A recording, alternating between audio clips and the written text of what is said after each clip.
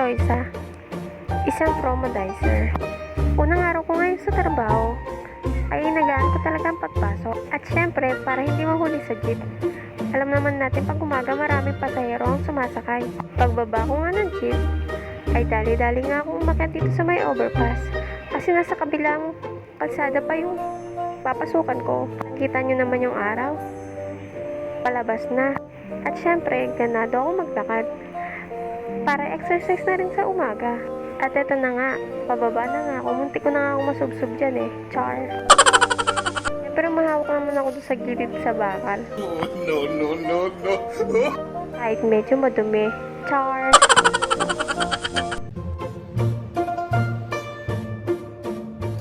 Habang naglalakad nga ako, hindi ko alam kung matatawa ako o kinakabahan. Kasi hindi ko alam kung sino yung dadatnan ko doon at tama ba yung napuntahan ko. At syempre, hindi pwedeng hindi isama ang mukha ko sa video ko habang naglalakad. Ay, kitang-kita, feel na feel pa.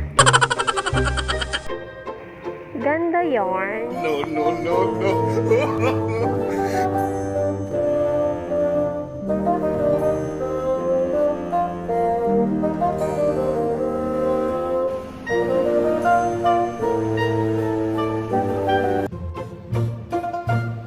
Medyo mahabang lakad-lakad na naman ang gagawin ko nito.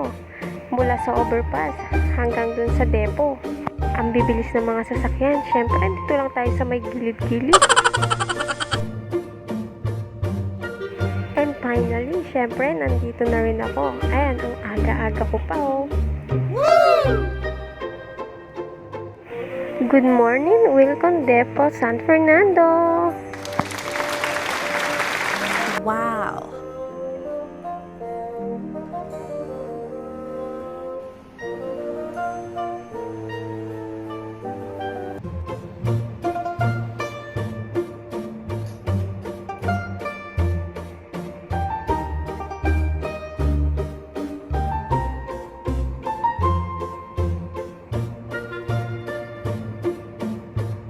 At syempre, hindi pwedeng wala akong selfie.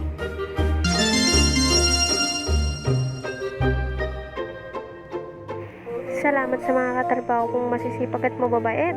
Magana ako kumain dahil sabay-sabay tayong kumain. Haha. Tapos isa lang yung ulam natin, adobong manok. Salamat, Wilcon San Fernando.